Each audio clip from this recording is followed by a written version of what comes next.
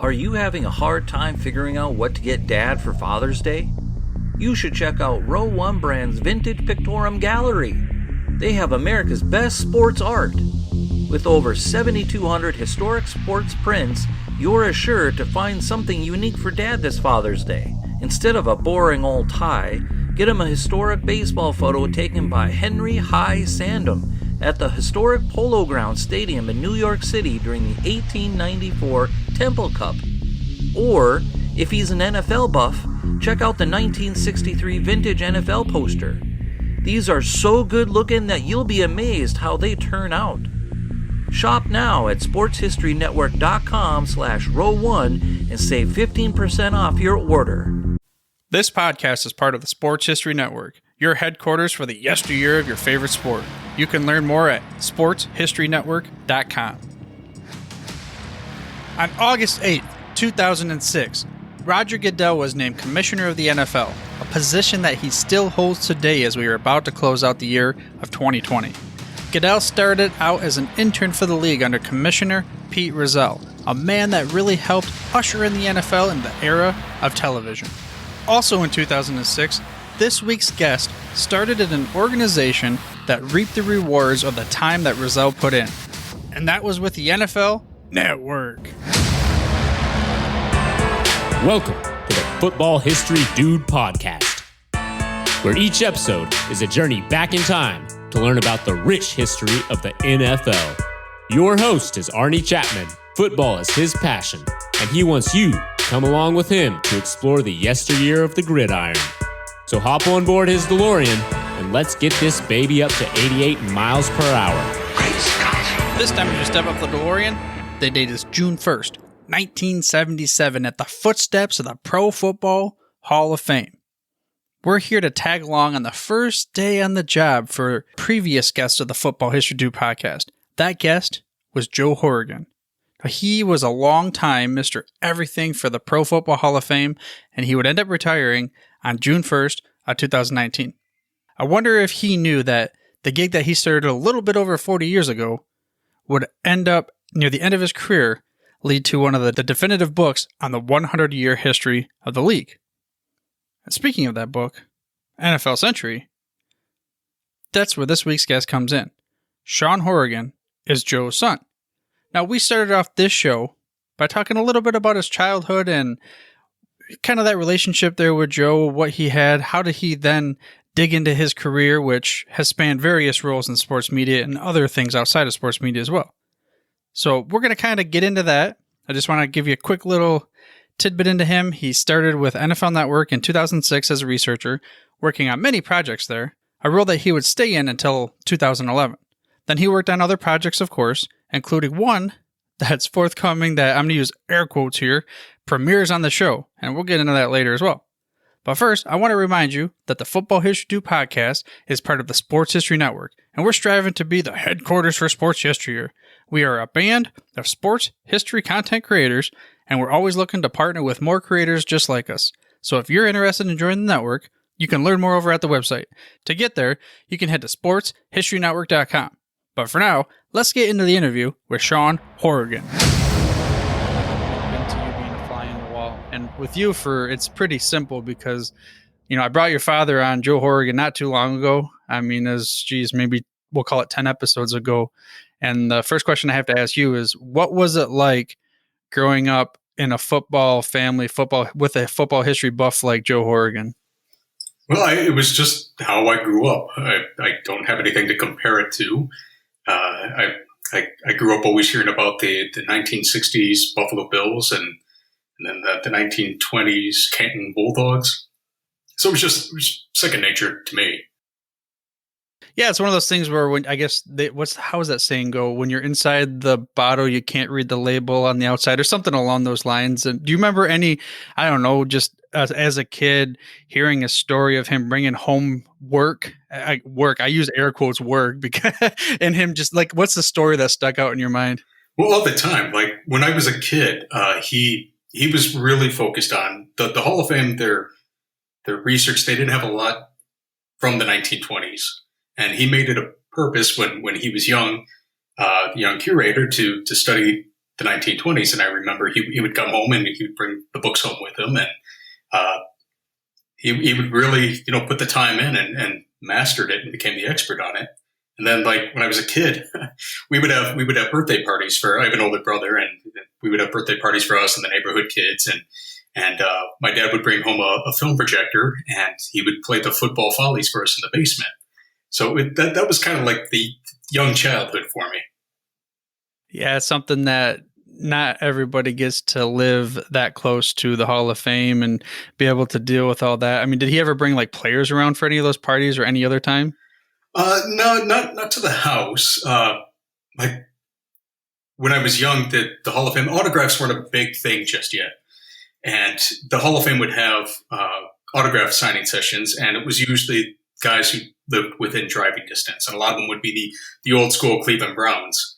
So like when I was young, I'd get to hang out and meet and get autographs from Dante LaBelle and Otto Graham and Louis the Toe Groza, and then even more recent guys like Paul Warfield.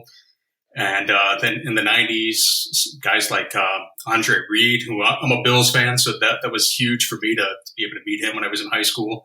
So I would go to the Hall of Fame for those types of things. But as far as people coming over to the house, his colleagues did, and that was about it.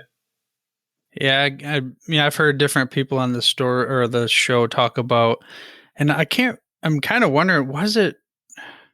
Golly, I can't remember who it was now, but they told the story of, they were sitting there as a young kid, and their father kept bringing home like these different kinds of athletes and stuff. Was your father one of them that told me that story, you think, or was it someone else? That was probably something he would know about. I know his father, who worked for the American Football League and then the Buffalo Bills, he passed away before I was born, so I just heard the stories. But he was friends with the players, and I know there were stories about he didn't drive, and he would make Jack Kemp pick him up and take him into work because he was on the way.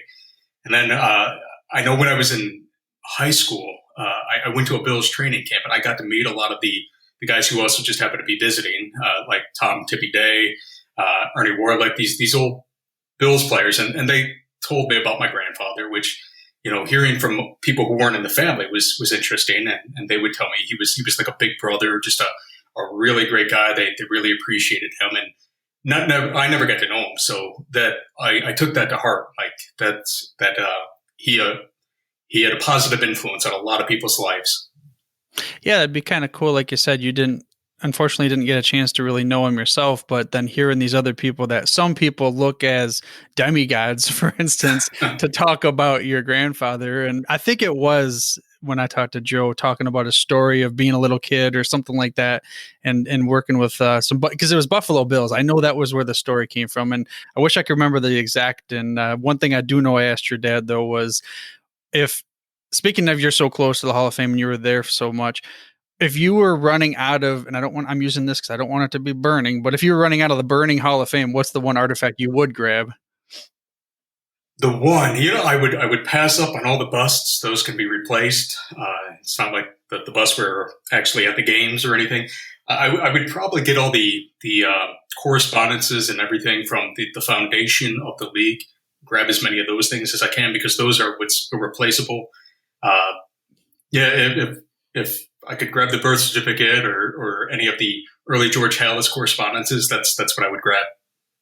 Yeah, I mean, there's some things, like you said, that are irreplaceable, and in a different era where now we have a digital and everybody sees it at the same time, versus back then, geez, it's one of a kind. I mean, like to the chorused sense. And that kind of brings me to, I'm trying to bring it full circle to getting into your work and your body of coming back to Canton to work with your father on a book, the NFL Century book. What was your role and what was the process for creating that book?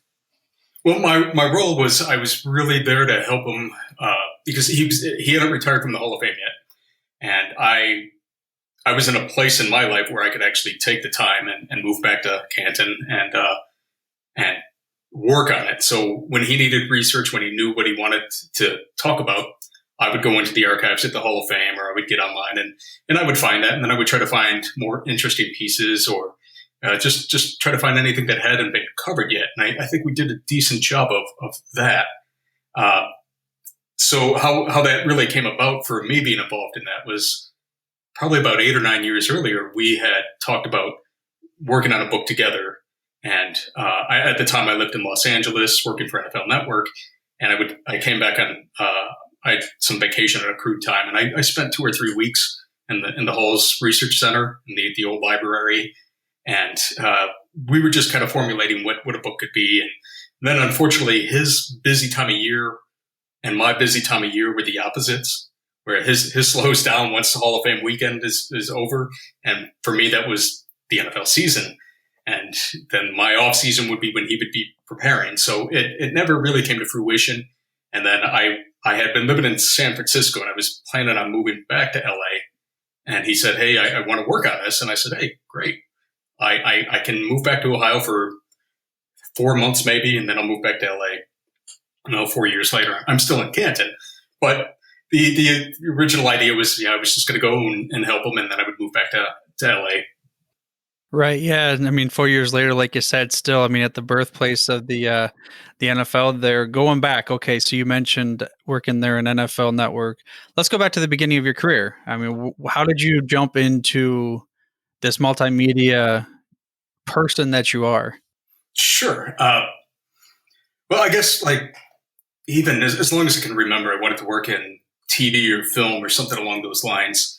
And in the 90s, I was in high school and then college. I was really influenced by the independent filmmakers that were making money and making films that people were actually seeing. It was like they were taking the spirit of Ed Wood, but they actually had talent. I'm talking about like Quentin Tarantino and Kevin Smith and even Sam Raimi in the 80s. Those were the guys I kind of looked up to. So I wanted to get into that field.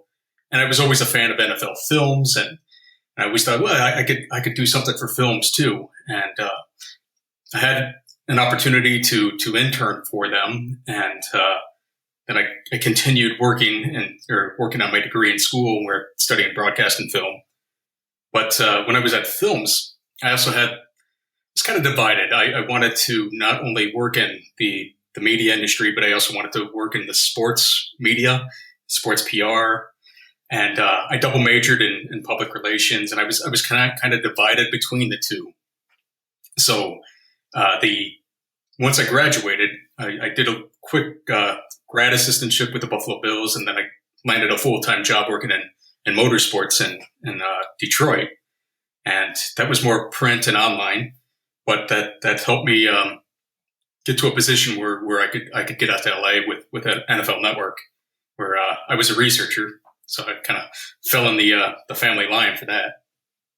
Right, exactly. I mean, it's so much, like you said, following your father's footsteps as far as the NFL researcher goes. When you were younger, so you mentioned quick Tarantino, Kevin Smith. What really, like, for you, what got you into saying, I want to be a producer or an editor or whatever, the behind the scenes? Like, what's your spark for that? I view myself more as just a storyteller. It's I've been working in documentary now, and I think this is really where I'm supposed to be. I try to do it all. I shoot, I edit, I write, I produce, and these days, just the way everything is, unless you're a world-class cinematographer, you have to be pretty fluid with what you can do to be able to work on different projects. So I might be in Michigan, next week running audio for a corporate video, or the next week I might be down in Nashville running camera for HDTV, something like that. But when it all comes down to it, when I'm working on my own projects, I just view myself as a storyteller, and I like to educate and entertain people. What do you think is the difference between telling a story? Like you said, you're multifaceted. When you have the hat on of the video camera operator versus the producer side, like, what story are you telling when you're in your mind between those two? Well, the producer, like, if I have a story in mind, especially if I'm doing interviews, I know where the interview has to go. I can lead it that way. There's a difference between, like, say, documentary and news journalism. For news journalism, you don't really lead your subject. documentary and video production, you have a story in your mind, and sometimes you have to guide people to that. And there's nothing wrong with that. So when I'm producing, I know what I'm supposed to do. And sometimes, depending on answers, you have to be able to change directions, and you might find something more interesting in an answer that you're getting from somebody. So you pivot and move in that direction. Whereas opposed to if I'm operating a camera, I usually, if I have a director of photography, he and I are working together with the director, saying, "All right, this is how we want the picture to look. This is our depth of field." So it's usually somebody else's vision. If I'm the director of photography and I'm operating a camera, I don't claim to have that eye that so many great videographers do. I usually have something in my mind where it looks clean aesthetically. I don't try to get crazy with Dutch angles or anything like that. I just try to make it clean, and I don't try to get too artsy. I just like clean storytelling, and if somebody else wants me to go in a certain direction, that's what I get paid to do. Right. Yeah, okay. So I have two kind of follow-up questions there. First, what is a Dutch angle? Well, it's you don't see it a lot, but a Dutch angle is when the camera is kind of tilted and it's your picture's crooked. Okay. All right. So then follow-up, not the same line of questioning, but you mentioned you don't have the eye for like the vision of videographer. What is there? Okay, in professional sports, as far as everyone's concerned, so there's like a split millisecond difference between a quarterback at the top of his game in the NFL versus the quarterback that's at like the 32nd quarterback. They're not really that far difference. Is it the same in like saying producing a movie where you have there's so high talent that it's so close, or is there like 5 that are so far beyond where it's not even comparable? Well, I think, I mean, there's definitely people out there who they just have a gift, and you can aspire all you want, but I mean, if you don't have that natural ability to see what they see, there's no shame in that. Most of the world isn't like that. Well, I take like NFL films, and their cinematographers, their camera operators, their photographers. They're the best in the business when it comes to sports. They know how to frame it. They know where the action is probably going to go. They get the most beautiful shots. Somebody like me, you can give me that camera, and I might do a decent job, but I'm not NFL Films caliber when it comes to that. I'll be the first to admit it. So then, okay, you bring up a good point then with NFL Films. So how do they?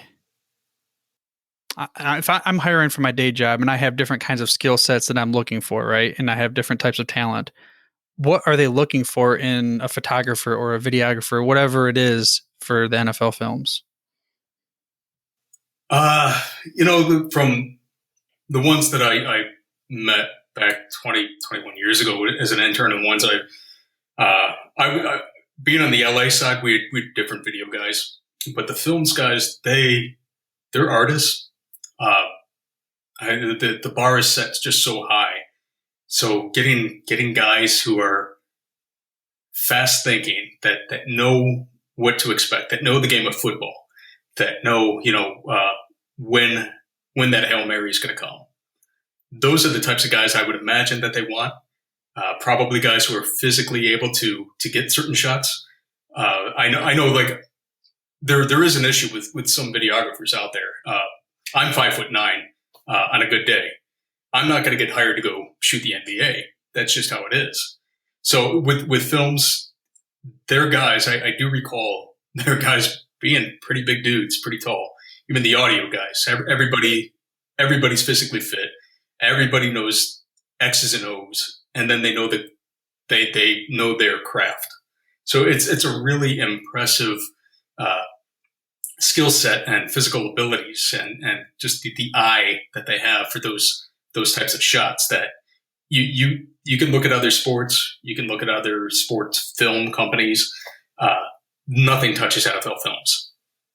Yeah, and I mean, I'm biased when it comes to that because I'm an NFL only pretty much person. But you bring up, I mean, it's interesting to think about the games within the games, and you don't even consider. So I see someone on the sideline, and that person's holding the camera. Okay, because when you see them, they're always there. They're always in the right spot, but you don't get to see what they had to do to get to that level to be in that spot. Just like like the officials on the field. You always see them at the end of it. You don't really focus on them. You focus on the ball, the players, and all these things. But then there's that anticipation talent, like you just said. Did you have any, speaking of that, maybe a mentor or someone that gave you like some wise words of wisdom as far as when you went into your career? Yeah, I always had my dad to lean on when it came to, especially with the PR stuff. The PR knowledge also comes into a role as when I worked in broadcasting. He was able to play both sides, but Denny Lynch was a mentor of mine. He was the PR guy for a long time with the Buffalo Bills. Chris Willis was my boss at NFL Films, and I don't know if you've interviewed Chris yet, but if you haven't, you should. I mean, he knows everything about everything. Tell you everything about Joe Carr, probably up until his last meal. So those guys, and then along the way, when I worked in auto racing, I had some good bosses and some good colleagues. A guy named Jim Brumfield was always solid, and he's still working in motorsports. So I've always had guys that I could ask, and I still do. And I have colleagues and partners on projects that are great. My partner James on some documentaries we've been working on. He's just a great guy to bounce stuff off of. He's like me. We both did the LA thing for a while. Then I have a partner named John Bujak up in Detroit with Mongoose Films, and those are just guys that we've all been in the business about the same amount of time doing different things. But when it comes to, hey, I need some advice, business practices, creativity wise, anything like that, those are just solid guys to have around you, and really to be successful in probably any business. But especially a creative business, you really have to surround yourself with hardworking, creative people. Yeah, there's someone that we often, I guess, immortalize when it comes to NFL, and then you add the word film on the end of it. Steve Sable. Did you ever get a chance to meet him or interact with him? Yeah, I met him a few times. The first time was I was in high school getting ready to go study film and broadcasting in college, and I knew the NFL Films was premiering. They just developed this 360-degree theater at the Hall of Fame, and I was fortunate enough to be able to go to the kind of the opening of it, and the NFL Films people were there, and for me that was just like the golden opportunity to pick people's brains and figure out how can I get an internship with them. At the time, I considered like an internship with NFL Films to be just as important as a degree. So I had the chance to meet Steve, and right away I was a little intimidated, but I was your typical high school kid who listened to Nirvana. I had kind of long hair and big sideburns. I looked like a goofball, but I was wearing a suit and Vans sneakers that kind of matched the suit, but I was hoping nobody would notice. So when I met Steve Sable, he kind of looked me up and down, and he said, "I like your style." And I was like, "What?" Then I noticed he was also wearing a suit with sneakers. He said, "Hey man, you got to be comfortable." So 3 years later, and I was an intern there, and I'd see him in the hallway and say hello, but I didn't get to know him or anything like that. It'd be like an Apple intern meeting Steve Jobs. You say hello, keep your eyes down, and keep moving. Right. Yeah. I mean, that's again a name that everyone knows, even if you're not really that deep into understanding what he did for the NFL and to really help popularize it. I mean, what do you think? So you brought it up, a story that's really what's being told over the viewer, over the airwaves. What do you think is the difference between being able to watch the game, and then we'll go back to that 1958 championship, versus maybe someone that could only listen to the game? Well, football is a visual medium. It was made for TV. So I've listened to games on the radio as recently as a few years ago, and there's some talented play-by-play people and some color analysts, and it's entertaining. But the sport is really meant to be seen. I think baseball is a little more relaxed, and you can just sit back on your porch, crack open a beer, and listen to AM radio, and that might be a good evening for you. But football, to see everything and to feel it through visual, like an impact, there's nothing that compares to it. Yeah, when I brought Dan Carlin on the show, and he's not have you heard of Dan Carlin before? I don't think so. Okay, so he's a podcaster. His podcast is all about history, but mostly military history. However, he was one of my, I guess you could call my hero as far as podcasting, one of the reasons why I got into it. So I brought him on for the 100th episode. He happened to know quite a bit about the NFL. He worked with Jim Brown when he was a radio announcer. And he talked about how the game, unlike other sports for the most part, each drive is like a big story leading up to that climactic event versus baseball. Yes, it's okay. If you got a man on double or if you got a man on second, sure, that makes a difference on how you're going to swing the bat and all those types of things. But it's different when it comes to football. Like you said, it's a visual sport. And speaking of visual and NFL Network and films and all these things, what was your favorite project that you were able to work on when you were at, whether it was NFL Films or an NFL Network?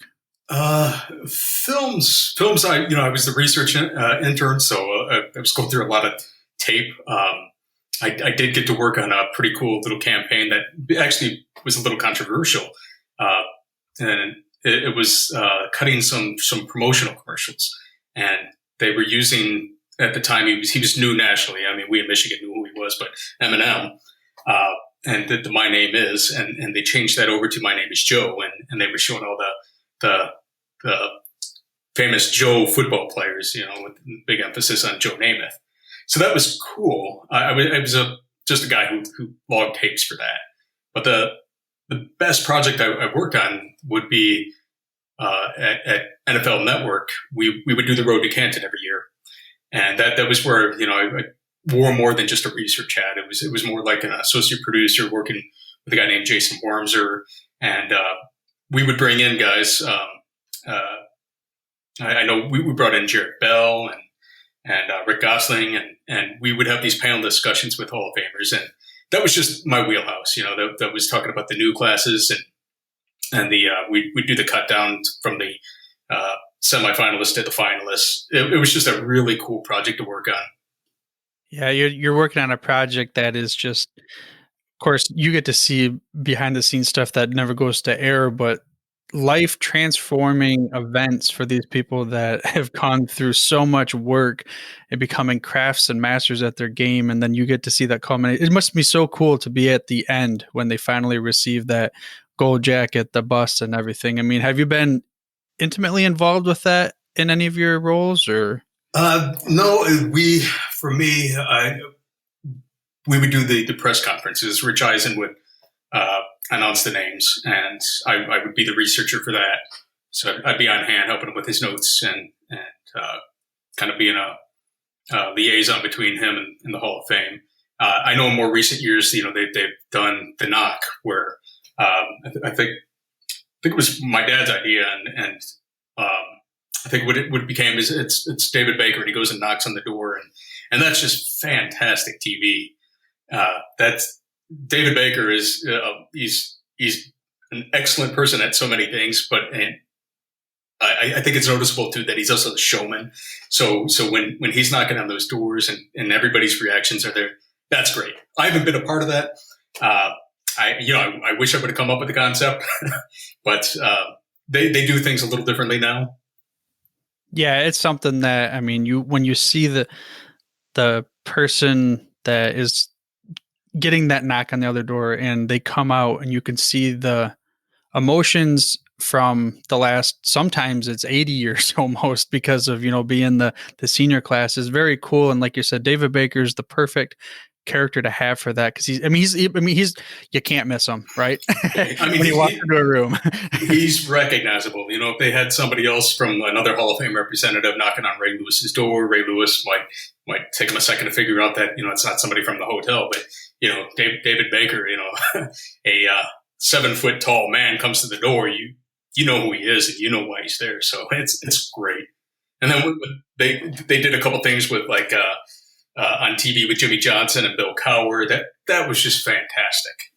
Yeah, that was I loved all the moments, but that was even the first time when he came out for Cower, because it was with Johnson. It's like you knew it was coming, but when he came out for Cower and that lip was quivering like that, that was so cool. Because also like David Baker, like you mentioned, 7 foot, 400 whatever pound man, just a giant dude, but with that smile, and you could tell like he's the guy that just such a like a teddy bear. We'll call him a big giant teddy bear. Just he has that care and compassion. You can tell he really cares. I brought him on.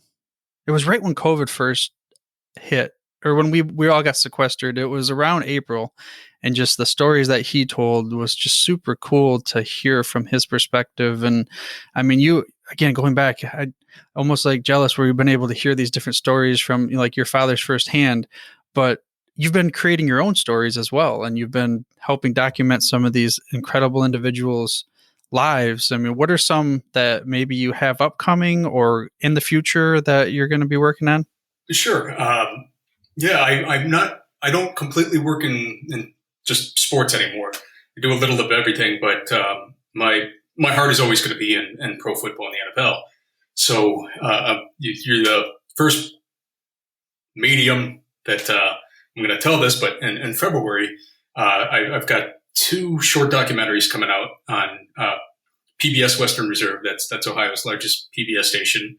That will also be available nationally. I'm not exactly sure how other PBS affiliates will go about getting it, but I have one with my crew about Marion Motley, and then I have one with my partner James on the Black College Football Hall of Fame. And the Motley stuff is really interesting and kind of confusing when I tell people that we have a feature-length documentary that we're still working on. COVID kind of mucked up a little bit. And then we have a short Marion Motley documentary that'll be on PBS. And then at the same time, kind of going along with everything that kind of came up from the documentary stuff, there's a grassroots campaign to build a physical monument, memorial, statue, something of Marion Motley here in Canton, because this is his hometown. So I don't know. I know you would be familiar with Marion Motley, and I imagine most of your listeners would be. But we felt that there have been stories on we'll call them the Forgotten Four. That's the title of one of the other documentaries about Marion and Bill Willis and Kenny Washington and Woody Strode. And we're not trying to just do another one of those. We are focused a lot on Marion being from Canton, and Canton not necessarily recognizing him. It's been a while. He passed away 21 years ago, and we just kind of felt like people are kind of forgetting who he was and what great things he did. And I think the analogy that some of the guys use is, what if Jackie Robinson was from Cooperstown? So, and there's a lot of great stuff about and deserved stuff for Jackie Robinson.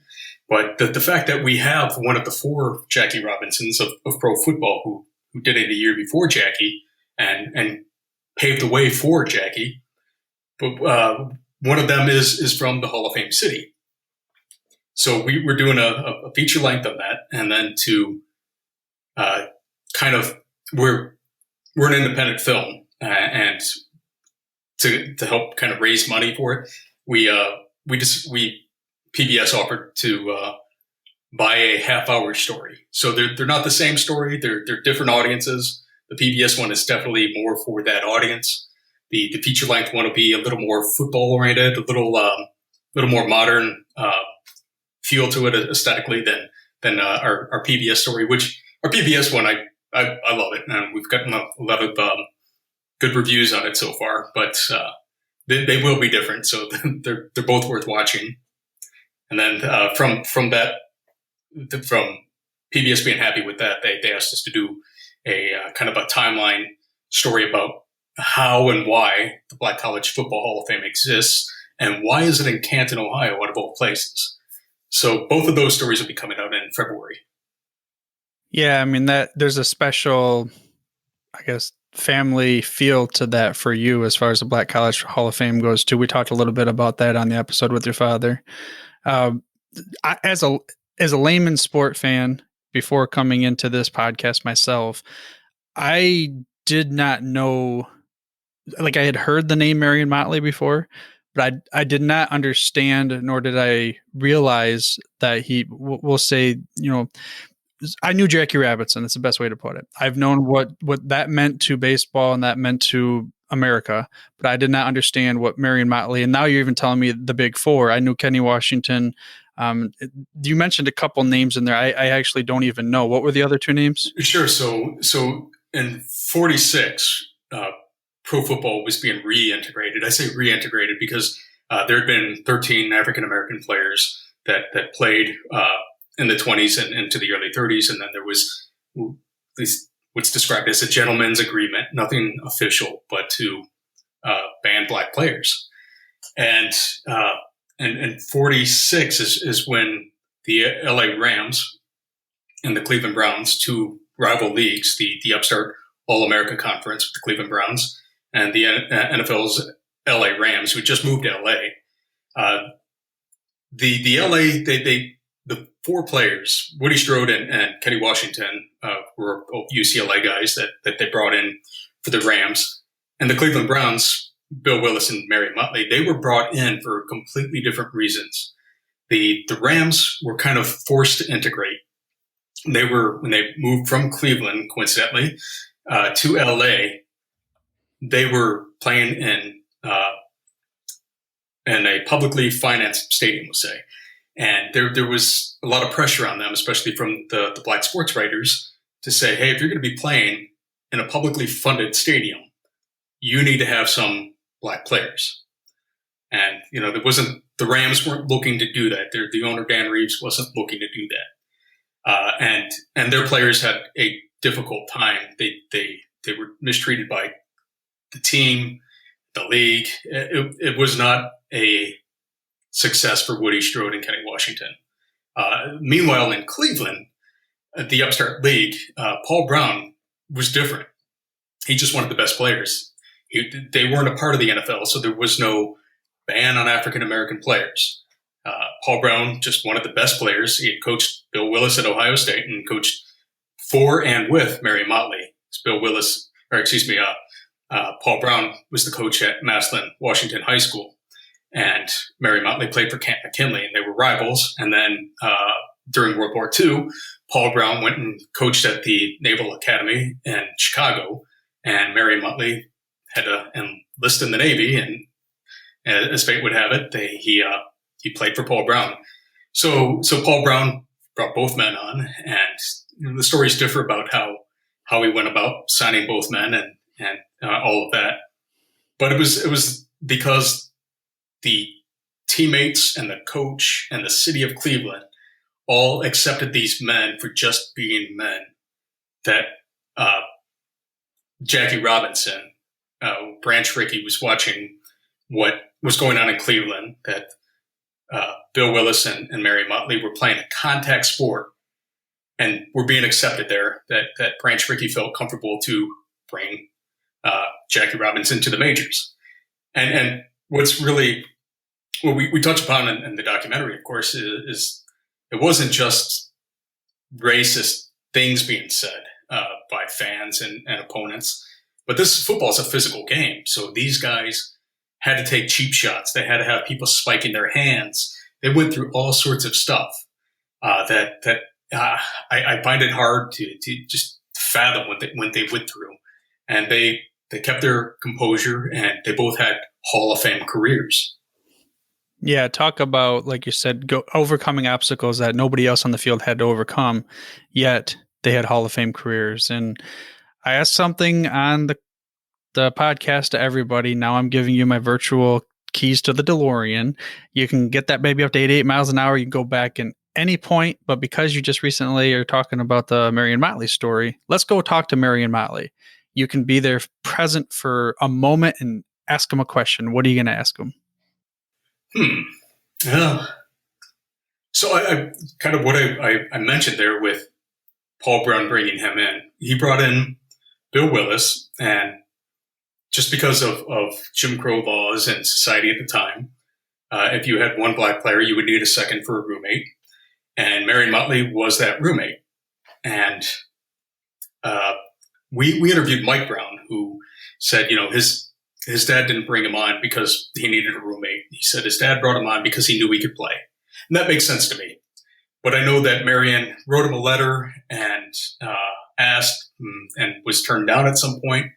But I also know that Marion would tell people that he was brought on to the Browns to be Bill Willis's roommate. And I would ask Marion, hey, are you saying that tongue-in-cheek, kind of joking, knowing that, you were such a, one of the greatest players of all time? Or did you actually feel that you were simply another African-American guy that could room with Bill Willis? Why do you think I know the name Marion Motley, but I don't know the name Bill Willis? Running back. Okay, what was Bill Willis then? He was a middle guard. That makes sense and why I don't know that name. And because you said Marion Motley was brought on and Bill Willis was basically the star, I'm using air quotes again, Yeah, he was a lineman and a middle guard. He wasn't the biggest guy, but he was smart and fast. And we interviewed his sons and his two of the three sons he has. And they were so awesome. They were telling us about, how their father would get the jump on everybody without being off sides because he would just look for the little things, the little twitches in the finger on the center hand of the ball, things like that. So he wasn't the biggest guy, but he was fast and he was smart. Going back to what you mentioned, why the NFL Films crew is so good compared to some of these other sports because of that anticipation and the little things and looking at everything. I'm going to give you one more DeLorean question because I don't typically do this, but because you have a specific career, I'm going to give you unlimited amount of time, as in you can go anywhere you want because you have my DeLorean, and money. That's not a barrier. You can create one documentary in that moment. What documentary are you creating? I would love to do, I don't know if you've ever seen NFL Films did a piece called Rebels with a Cause. It's about the American Football League in the 60s. I would love to do the All-America Football Conference version of that. It was another rival league that, depending on how you look at it, you could call it a merger with the NFL, or you could just say that 3 teams folded in, 2 teams still exist. A takeover. Yeah, but just the fact that the Cleveland Browns dominated that league and that league was looked at as a minor league to the NFL. But then the Cleveland Browns came in in 1950 when the Browns, the Niners, and the then Baltimore Colts, they're not the same franchise as the current Colts, but when they came in 1950, the Cleveland Browns not only beat the defending NFL world champions, the Philadelphia Eagles, and the first game of the year, but they also beat the Rams for the championship that year. So it might have maybe some teams were inferior compared to the NFL, but the Browns and the Niners, they held their own. And I would love to do a piece kind of like a Rebels with a Cause and talk about the Rebels of the 1940s. And it'd be great to actually be there too when it's happening to be able to see that. And of course, I mean, that's kind of cheating because they didn't have the as much TV and all the whole, we could watch it on YouTubes and stuff nowadays. But speaking of YouTubes and going back to nowadays with your current, you mentioned you're raising capital for your film. Is there any way that a listener of the show could support your film if they were looking to do so? Right now we're contemplating different avenues. I don't want to say any names, but we're talking to a recognizable name about being our executive producer to help us raise the rest of it. We've probably filmed 90% of it, of the interviews. There's a few more just because of COVID we haven't been able to get out to do. We'd love to do Bill Belichick and Josh McDaniels, who also went to Kent McKinley, just like Marion Motley, and then Alan Page. He's also from Canton. Those are kind of our big 3 to get, and I imagine we'll be able to get those. But there's other things that we will have to raise money for. We want to use some animation and distribution and marketing, of course. But I think the ultimate goal is really I think we want to get in classrooms because it's educational. It's not just a football story. It's not just an inspirational story about somebody succeeding at football, but it's a civil rights story, and it kind of coincides with a lot of what's going on right now. And coincidentally, Mary Motley played football for the Wolfpack, just like Colin Kaepernick. So there's a lot of parallels of what's been going on these past few years. But when we ultimately look at it, we want to finish this project and get it into some classrooms, maybe some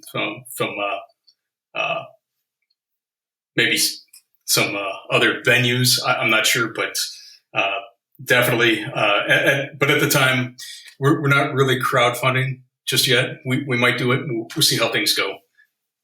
Okay, yeah, if you ever do, just let me know. We'll make sure we support that as well here on the network.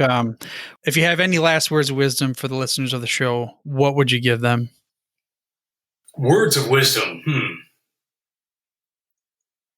Well, I think, what I really found out during my time at NFL Network was a lot of people aren't familiar with football history. In the 1990s, about as far back as a lot of people in the business go.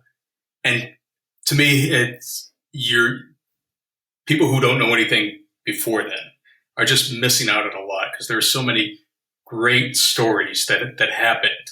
And watching the evolution of the game, if you need a hobby, if you want to do some research, watch some old films, read some books, you can't go wrong with football history. There you go. Dive in to some good old football history. I can't think of anything better to do, right? And what better way to dive into some good old football history than to listen to a podcast? Sure. There's the Football History Dude podcast, which you're listening to right now. But I promise you, if you head over to the Sports History Network website, you're going to find so many more and different types across the genres. I suggest you head over there right now. You got to pause. Well, I guess you can finish this out because we're near the end. Head over to the website. That's at sportshistorynetwork.com. While you're there, let us know if you'd be interested in starting your own sports history podcast, because we're always looking to add more shows. Just fill out the contact page, and we'll be sure to get back right with you. But for now, dude, I'm through if you're through. Thank you for listening to this episode of the Football History Dude. To make sure you're the first to get the next episode, please subscribe on your podcast player of choice and head on over to thefootballhistorydude.com for the show notes and more information on the history of the NFL. And remember, dudes, where we're going, we don't need roads. We here at the Sports History Network proudly partner with 26 podcasts, all revolving around the history of sports. But did you know that many of our hosts were sports history authors way before they started their shows? It's true. We've got Joe Ziemba, host of When Football Was Football; Joe Zagurski, host of Pro Football in the 1970s; Mark Morthier, host of Yesterday Sports; Tommy Phillips, host of Lombardi Memories; and Scott Adamson, co-host of From the 55-Yard Line. All these authors have many books for you to choose from. To check them out, go to our website at sportshistorynetwork.com/sportshistorybooks. Pick up your copy today. Soundtrack provided by Kevin MacLeod of filmmusic.io.